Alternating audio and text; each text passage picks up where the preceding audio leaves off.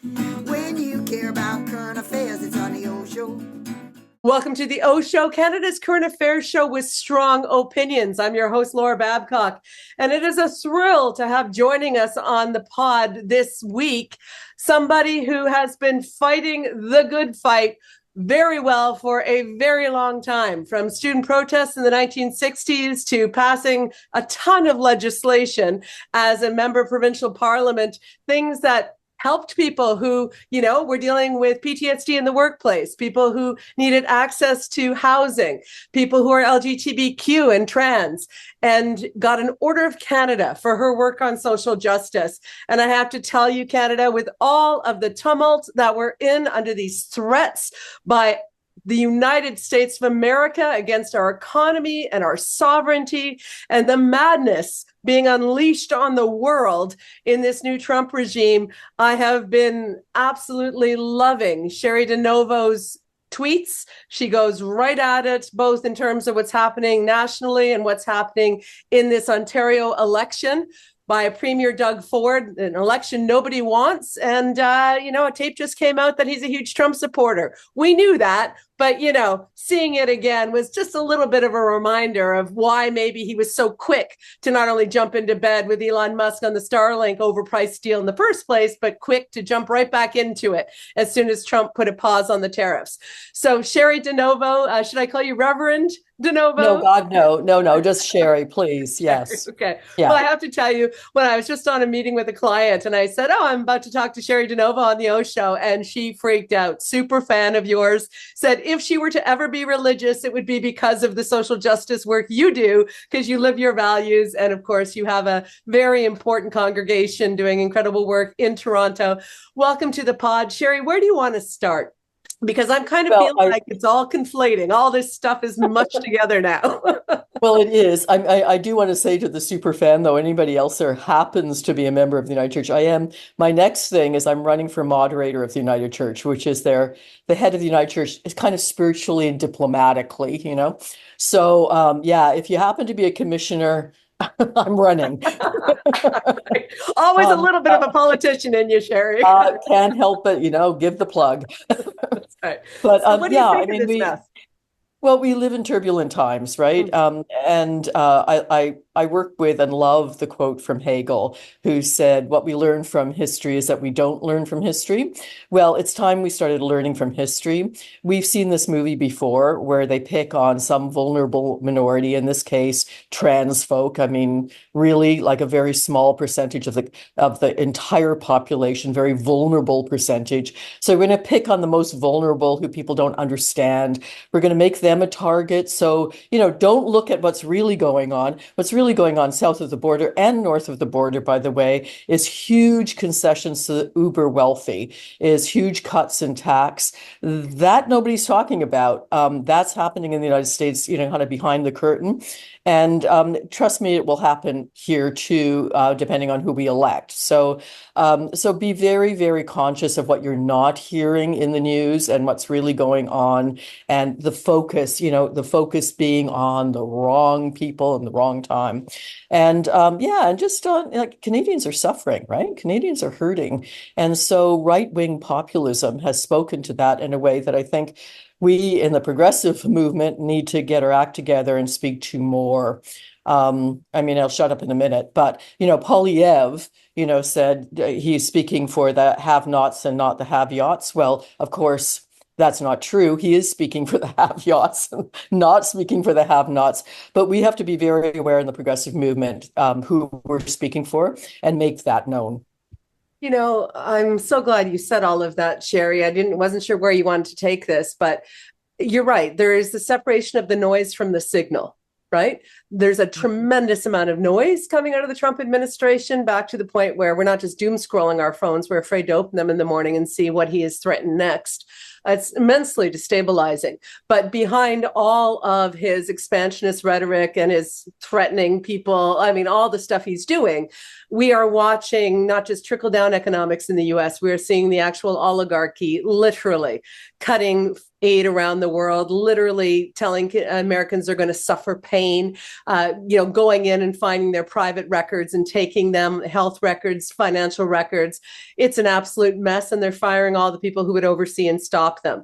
And so when you have Elon Musk doing that with Trump and also endorsing Poilievre, Elon Musk has on multiple times publicly endorsed Poilievre. So have other people in the US that Canadians want nothing to do with a 1,000-foot pole. It tells us that this is in Canada. This is coming to Canada. We're at grave risk for this in Canada.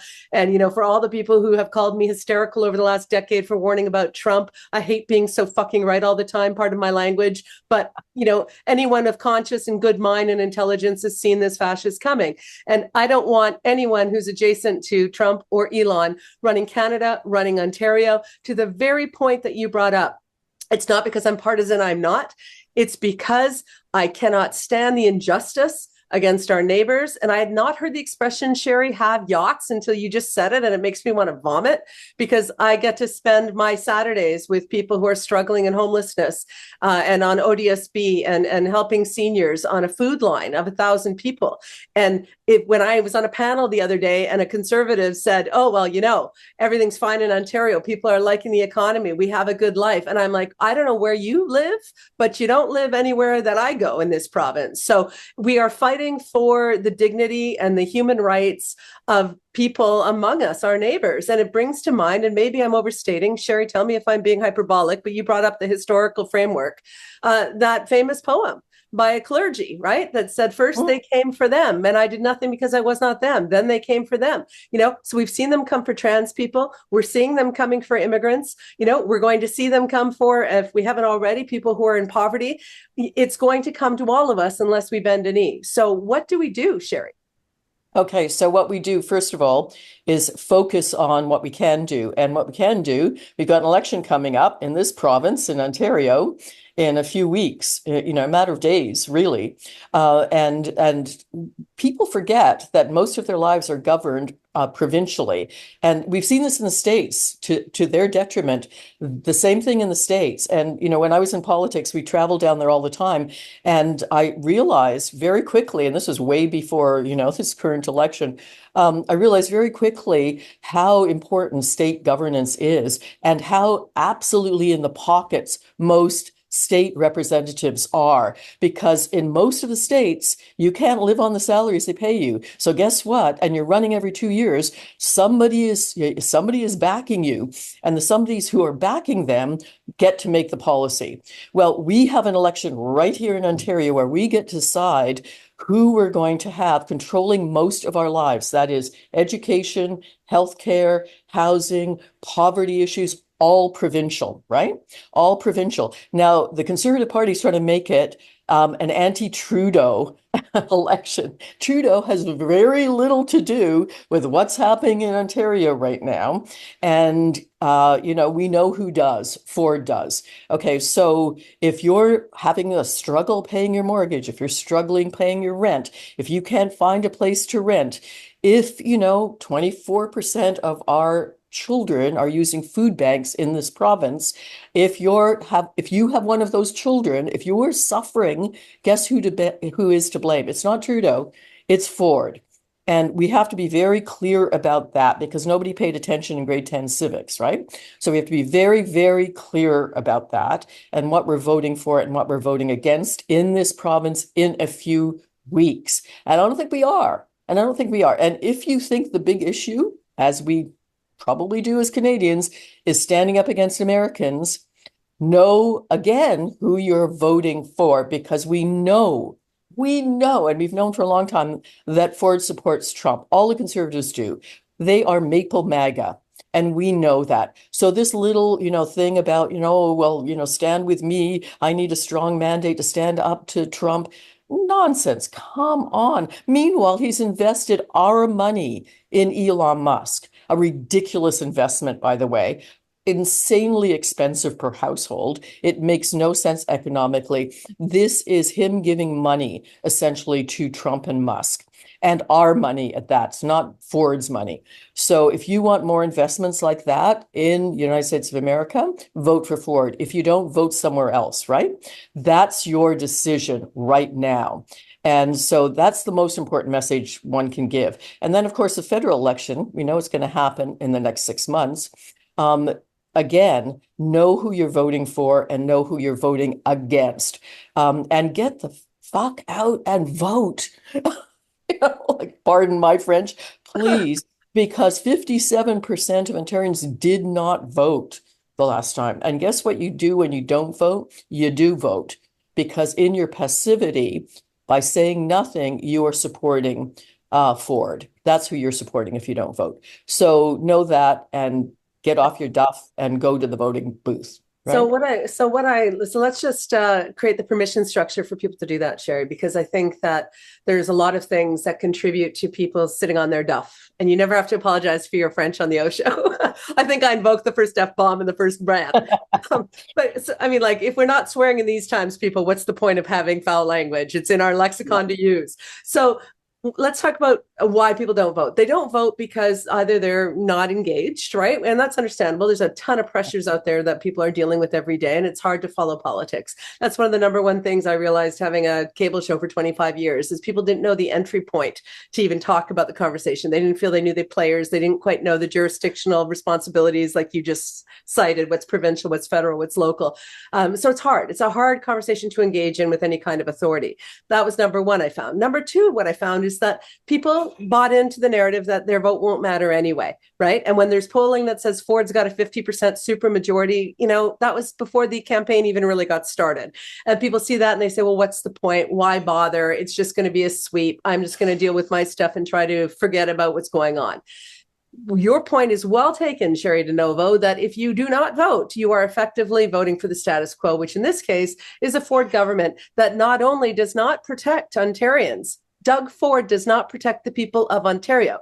Doug Ford makes the people of Ontario much, much more vulnerable by giving away our money to Americans like Elon Musk by overpaying for Starlink, by giving away Canadian jobs like the Staples deal and taking away small businesses and giving it to an American hedge fund, by taking away Ontario Place and giving it in a secret deal for 95 years to an Austrian spa company. I mean, this is not a premier who protects Ontario. So if you have ever had to go to a hospital or are looking to get a doctor in Ontario where millions of people don't have primary care attachment, that's on Ford.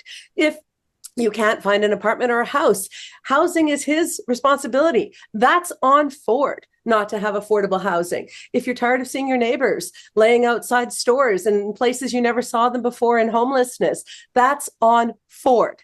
Trudeau, who? It's got nothing to do with Trudeau. It's got to do with Doug Ford. So the permission structure to vote for Ford, in my mind, Sherry, is to let people know that they absolutely have an impact. 18% gave him a majority last time. That's nothing. If you get out there and you vote and you go to something like votewell.ca and you see, type in your riding or where you live, it'll say, you know what? If you want to stop the Conservative candidate for Doug Ford, vote NDP, vote Liberal, vote Green, depending on who's got the best shot. But it's about, you can make a difference. You are not stuck. And God forbid you have a family struggling with autism and you've been waiting for supports and you're watching your children suffer every day because this government doesn't care about you. Right? You get to vote. So I take your point. The election is only weeks away, February 29th. So Sherry, as someone who had to get out campaigns and had to get votes out, and you won big the first time, second time, it was a little slimmer for you. How do you get people to do the practical things against the machine that is going to be the Progressive Conservative incumbent majority? Yeah, and remember, they have more money, the Conservative Party, than all the other parties combined that they're putting into the election pot. There was a wonderful meme that was, it was a video that circulated after Trump's win. And we know that in the States, a lot of progressives on the left, sat at home because they were unhappy with the Democrats, right? For various reasons, right? And the meme was just this young woman saying, like, I really understand that you decided not to vote for the Democrats out of, real passion and ethicality. And she said, and I'd love to help you with revolution, but the problem is, I'm now carrying my rapist baby to term, and they just dissolved my union, and I have to work an extra job because I can't afford the rent, and on and on. So you get the gist, right? So you may not feel that the NDP or, the Liberal Party of the Greens, really, speaks for you. But all you need to know is that you don't want Ford. Let's start there. You don't want Ford because we've seen what happens. We have seen what happens south of the border when people stay home because, they're too good to vote, right? They've stayed home because, they're not perfect enough, the person running for you. We've seen what happens with that movie. So I have to say, yes, work for the revolution, do what you do, but get out and vote. I've always said, and I said in my book, there's no, revolution and reform. These are not, antithesis. You work for reform, you work for what you can get done now. And you also dream of a much better scenario, and you work towards that too. This is not contradictory. So it's really important to speak to the people on the left. There's a huge swath of young people who are very disenchanted with politics. I get it. They're very cynical. I get it. Okay. I mean, you and I, Laura, are pretty cynical about it right now, right? We are cynical. We get it. But I mean, come on. Like, there is a big difference between a dictator, and a Joe Biden. I'm sorry, you may think Joe Biden was, you may not have liked Kamala Harris. I mean, she was a DA, blah, blah, whatever, but there's a big difference. So do what you can now and then push your party, or whoever you voted for to do what you want them to do. And all politicians appreciate the squeaky wheels. I say, be the squeaky wheel, be the person who turns up to the all candidates meetings, hold your elected representative to account, no matter who they are, right? But if you vote for them and your candidate wins, don't stop. Keep holding them to account about your issue. Keep letting them know, because I say every bill that I brought in that became law has a face attached to it. The face attached to it is that squeaky wheel, is that person. And you don't have to have money to be a lobbyist. One of the most effective lobbyists that I've ever met was a trans woman on ODSP. She just kept visiting every member of every political party. Everybody knew who she was, right? You just be that person, and don't stop when the election's over, even if you get everything you asked for, right? So that's the critical point to be made. Get off your duff, go and vote, and then that's when the real work starts. I love that, because I can tell you, for all my friends who are politicians, there's no one they fear more than the squeaky wheel. They're afraid to see them at community events. They're afraid to get their phone calls. I'll sit yeah. And you know that all candidates meetings are carefully organized. I mean, I'll let you in a political secret. 90% of the people in that room all are working for one or the other of the candidates, right? And they are going to be rushing to that mic as soon as the mic opens up. Be that squeaky wheel, the 10%. You still have a voice, and they're frightened of you, and ask the real questions that you want to have asked. And you rush to the mic at the beginning. So there you go. That's an all candidates. Now, this election, in Ontario's snap election, not going to be too many opportunities to do that. But even so, after the election, first of all, vote. And then after the election, be that squeaky wheel, because that's what constituency offices are for, and so speak to people. And it's through constituency offices and sometimes through Queen's Park that I met those, incredible activists and lobbyists whose voices I just, put forward. So find your champion, may not even be your elected representative. Find your champion and keep pushing. We have so many issues we need to get active on. So let's just kind of wrap it up on that end then, because I think we've given a good perspective on how the sausage is made and the machinery works. And I do this show as a passion project. It's independent and unfunded, because I have always seen the effects of communication and of pushing and of raising, a hullabaloo and getting things changed. We stopped the Greenbelt. We temporarily got the Starlink deal flipped back. But the point is, there have been many occasions. We even helped flip an entire old guard of council off in Hamilton by fighting to get rid of the corruption. So, I mean, you can make a difference.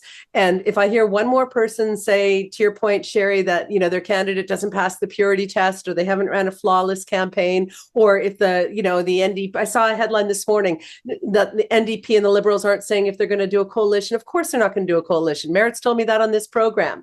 It's not about wanting perfect. It's about wanting improvement. And I will take a minority Ford government over another majority Ford government if that means enough people speak up. I'll even take more than 18% of people getting engaged, more than 30% of people getting to the polls. We need to get people out there to vote and to speak up. And Sherry, one last thing I want to ask you, because you're formidable on X. You stay there like I do, because that's where a lot of the fight takes place, even though it's a hideous place to be right now as a progressive voice. But people will express themselves and find solidarity on X and get all fired up and charged up. And I love everyone who subscribes to the OShow and watches and shares clips. But how do we translate that to look at your calendar? What's your plan for election day? Do you have your mail-in ballot in time? Like, how do we get it from this rage echo chamber into actual voting booths? Do you have any tips that I can leave with our audience? Sure. If you're in your riding, get busy, get working, get knocking, walking, talking, right?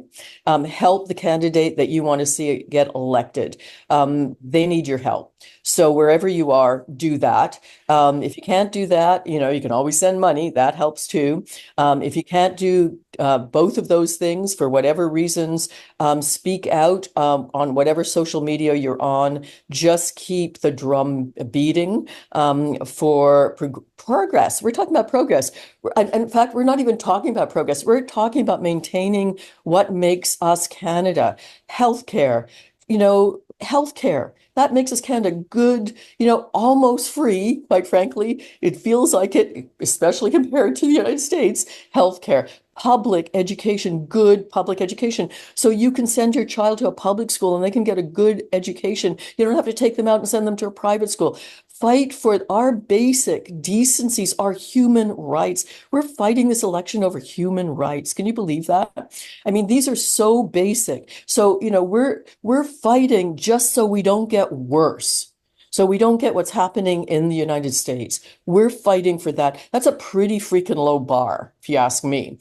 So get as busy as you possibly can. Remember that a generation, our grandparents' generation, fought and died for these basic human rights. In the Second World War, remember that they fought against fascism. Well, guess what? You wondered what you were going to do in the 1930s? Now's your chance. Now's your chance to prevent that from happening and to have to fight and die for what we're just going to have to go out to the voting booth and vote for. So that's how serious the stakes are in this country right now.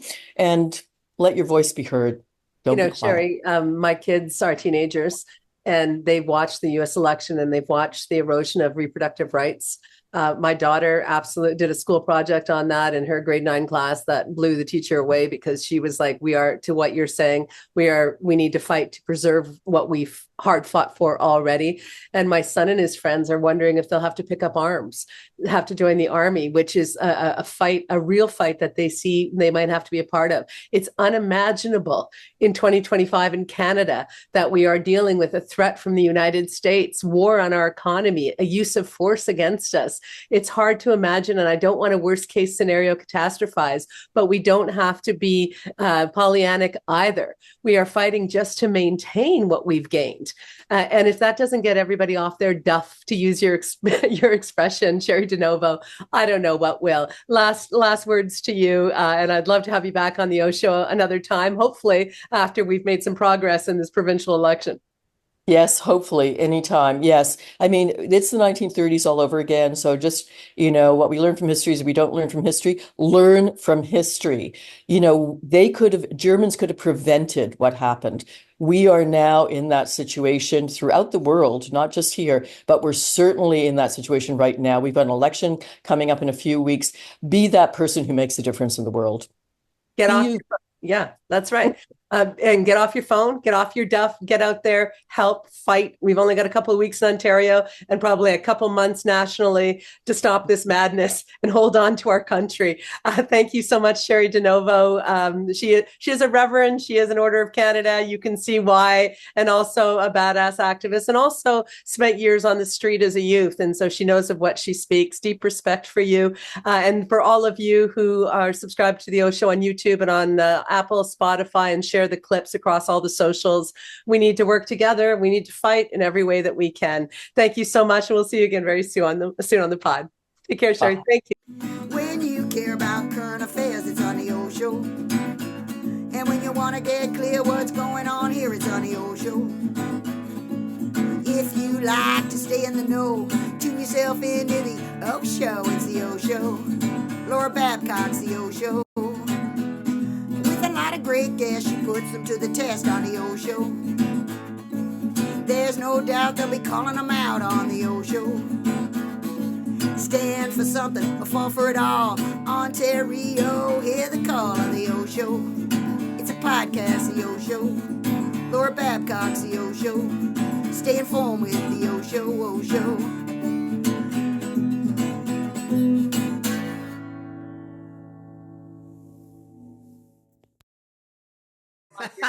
Your merch bid.